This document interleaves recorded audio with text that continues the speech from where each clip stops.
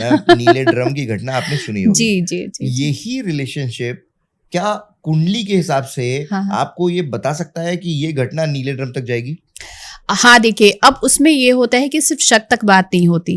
वो जो मास्टरमाइंड होता है उसके अंदर इतना करेज होता है कि वो इस तरह की घटना को अंजाम दे सके।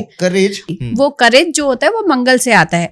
सिर्फ राहु अकेला कुछ नहीं करता। राहु तो इस तरह की घटनाओं को सोचता है, ऐसे कर लूं वैसे कर लूं, शक हो गया, सब कुछ हुआ, लेकिन आप में करने की क्षमता कहाँ से आएगी, है ना। एक देखिए, एक आर्मी मैन होता है, वो दुश्मन को शूट भी करता है, लेकिन जो लोग मीट वगैरह काटते हैं, है ना, दोनों में अंतर है। काम दोनों सेम कर रहे हैं, लेकिन अंतर है ना कि उनका इमोशन ही नहीं रहता।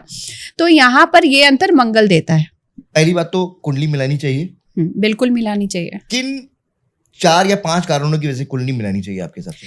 देखिए, सबसे पहले तो होता है कि मुझे जो लगता है डेस्टिनी सपोर्ट चाहिए, ठीक है। दूसरा कि आपके फैमिली के साथ एडजस्ट, क्योंकि शादी अकेले होती नहीं है इंडियन फैमिली में। तीसरा बच्चे, संतान, क्या आप संतान को, अपने जनरेशन को आगे बढ़ा रहे हो, कोई ऐसा डिजीज ना हो, है ना, कि दोनों को सिमिलर हो और फिर दिक्कतें आए।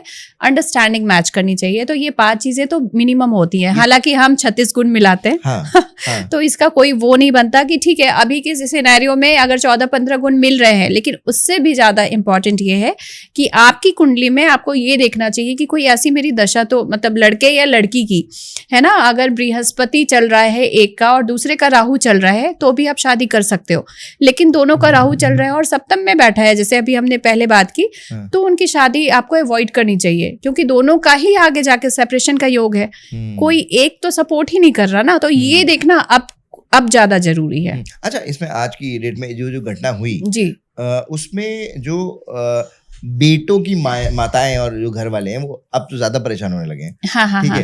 तो जब आप कुंडली मिलाते हैं, तो आप उसमें जो आपने बताया कि इन दोनों की कुंडली में ये है, तो आप बिग नो कह देती हैं कि यहाँ पे शादी आपको बिल्कुल नहीं करनी? मैं बिल्कुल बिग नो कह देती हूँ। बहुत ट्रांसपेरेंसी के साथ मैं पेरेंट्स को बताती हूँ कि ऐसा नहीं करना है, यहाँ जाके आगे नहीं बढ़ना है। तो ये मैं बहुत ट्रांसपेरेंसी, क्योंकि बाद में उन्हें आने ही और बाद में वो बोलेंगे कि भाई आपने बताया था और ऐसा हुआ।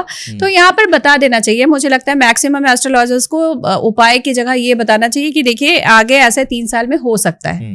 और आप ये कह रही हैं कि जो कुंडली है, जो वैदिक एस्ट्रोलॉजी है, वो ये प्रेडिक्ट कर सकती है कि साइकोलॉजिकली जो आने वाले डिवोर्सेस हो रहे हैं, ठीक है, उसको अवॉइड किया जा सकता है? जी हाँ, बिल्कुल। अगर ऐसा प्लैनेटरी पोजीशंस हैं और हम यहाँ पर ये अवॉइड करने लगे हैं ना, तो चीजें बेटर हो जाती हैं।